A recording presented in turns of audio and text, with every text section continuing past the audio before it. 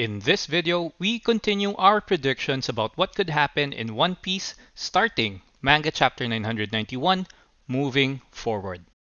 We're going to focus more on the All-Stars today, so let's get right into it.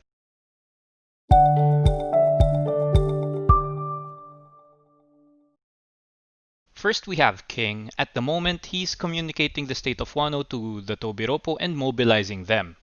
I feel like King will be becoming active after a couple more chapters. And we see that King now has his sword back. So the minute I noticed this, I thought, boom, game on. Zoro is coming for this female dog. I backtracked it, and from chapter 986, I thought that Izo shot the sword away from King. But in chapter 988, we see that King's sword was actually safely on his hip.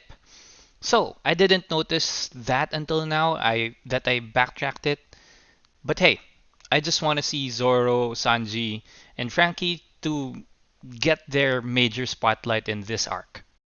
I'm excited for them to get huge bounties, and anyone fighting with any of these three All-Stars will definitely get theirs. I feel like King will interrupt movements that will put Kaido in a tougher situation. Not that I don't think Kaido could handle it, just from the perspective that King wants to help his captain. I think that besides fighting Zoro, interrupting attempts to get to Kaido, leading most of the forces and causing a lot of trouble for Luffy and the others, King might just be the best launching pad for Zoro. Yes, you might say that Zoro has already been emerged. What do you mean by launching pad? Right? I mean that Zoro would get so much attention from the world government for being responsible for King's defeat. I think that King has a lower bounty than he should have, considering that their whole crew has just been collecting Smile and not really making any other moves to upset the government. Chances are all three All-Stars have not really been fighting and going off left and right, increasing their bounty because of what they're doing.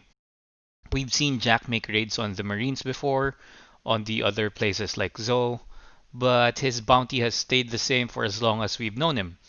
And because of this, I believe that all three All-Stars are stronger than what their current bounty tells us about them. I even believe this to be true with Katakuri's case.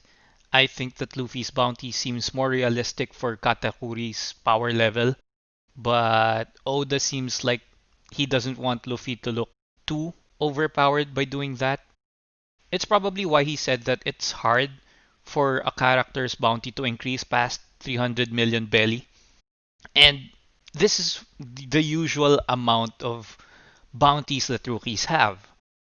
So that might be Oda's buffer and his way of making Luffy shine in the way that he wants Luffy to be portrayed in. But anyway, moving forward from that, I wonder if King's sword has a certain characteristic. You know how Yubashiri was super light, how Shusui was super heavy? That's what I mean by characteristics of the sword or the katana. I consider everything else as special traits. Like Enma has. It has a special trait that takes more haki from the user than what he intends to use. Nope. Making every slash stronger than what the user intended.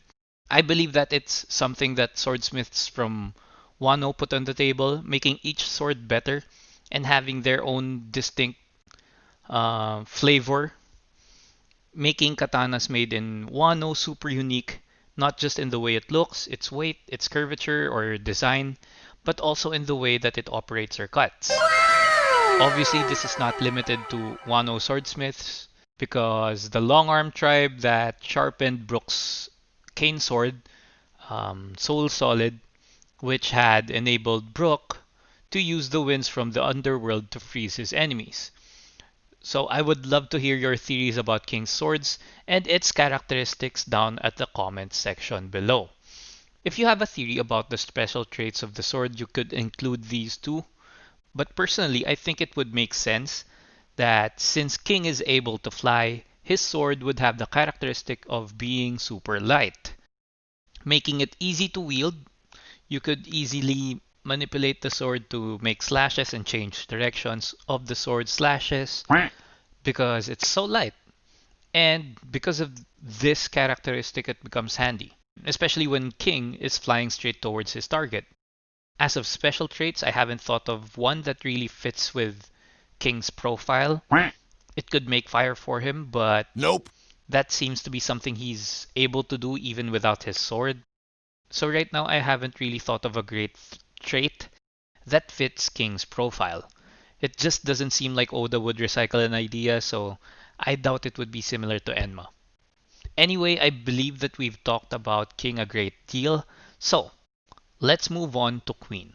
Since Queen looks very calculating, I feel like we won't see him in action anytime soon, just like King.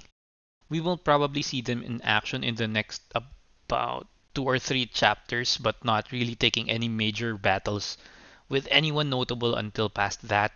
Now, Queen was trying to solve what the whole Udon thing was about. With all of the reports that Babanuki gave him, he couldn't imagine that Babanuki was a traitor. So it seems like he has a pretty good feel of the personalities and what his subordinates could do, and he couldn't make out what had happened. I think that somehow, some way, he would make the connection that it was done by Tama, because Oda has been dangling this situation right in front of us for quite a while now, and we he wouldn't do that for no reason. The question in my mind now is, would Tama have a big part in the war in Wano? If yes, where is she? How would she get into Onigashima? It's on its own island with the currents that wild. She wouldn't make it on her own. She would need some help. Has she recovered from the attack made by Kaido? There are so many questions that I want answers to before I really entertain the thought of Tama having a big impact in the war. Obviously, if she manages to give her Kibidango to the Beast Pirates, then that would turn all of the Smile users and maybe other pure Zoan types onto Luffy's side. That could help with winning the war in Wano. And Kitetsu could maybe bring her to Onigashima. But anyway, I'm not convinced all the way that Tama would turn the tides, but I'm open to the possibility that Queen would complete the pieces to this puzzle and find out about Tama.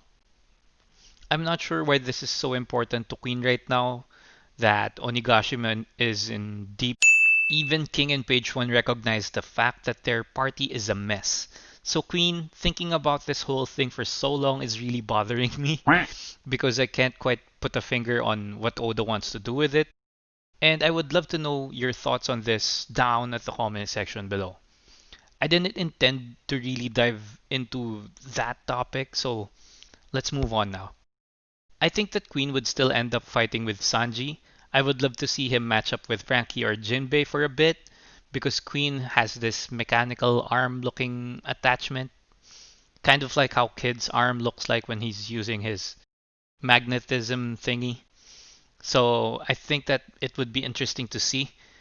Jinbei has a similar build with Queen, so a fight between those two should be quite equal and it should be fun to watch. We still don't know if Queen can handle quick and agile fighters like Sanji, so a fight with Jinbei would put him to the test first. Obviously, size doesn't matter. That's what she said. Obviously, size doesn't mean slow in the One Piece verse. So, seeing Luffy in Gear 4th and Kaido being able to match that speed is evident. Seeing Luffy in Gear 4th and Kaido being able to match that speed is evidence enough for me. Not to mention Jinbei dodging Moria back in the Marineford War relatively easily. So a matchup with Queen having similar builds with both Frankie and Jinbei should be fun. In Queen's fight against Sanji, I think Sanji would have a hard time seeing how Queen might have the same iron balloon type body as Big Mom, Kaido, or Luffy, which could pose as a problem for him if he doesn't have enough firepower. Haki, Diobel Jambe, plus the raid suit should pack quite the kick from Sanji which already has superhuman kicks, so I'm not too concerned about that right now.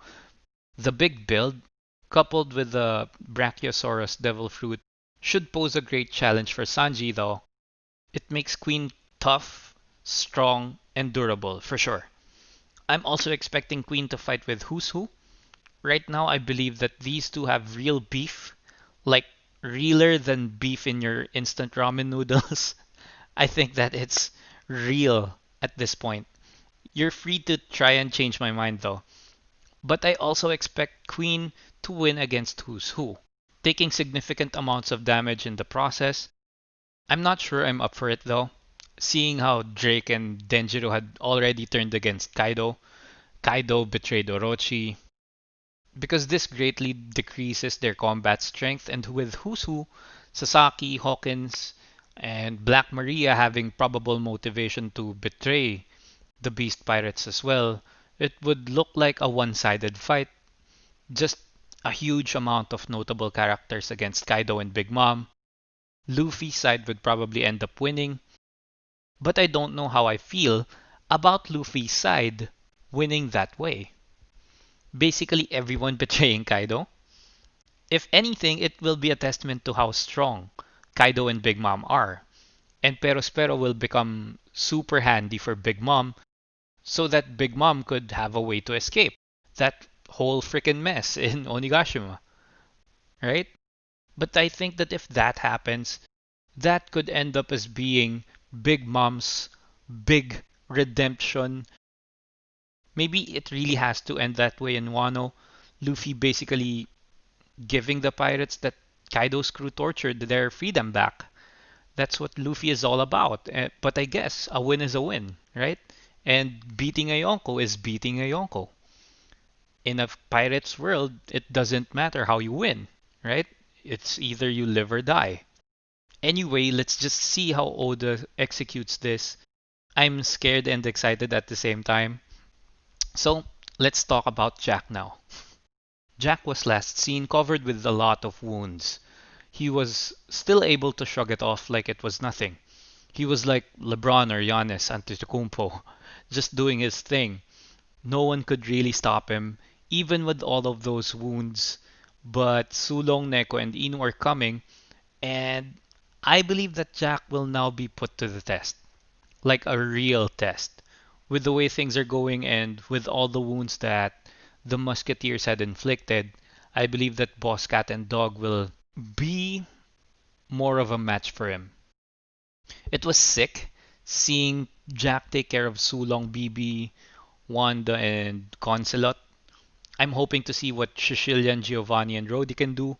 So I'm expecting to see them in action next chapter, maybe, trying their luck against Jack. I think that number 7 would be going down soon. For Jack, maybe not yet. I right now Jack is really showing endurance and toughness, but Sulong Cat and Dog might be more of a match for him. That's how I think about this situation. They could take Jack down and that's fine and all.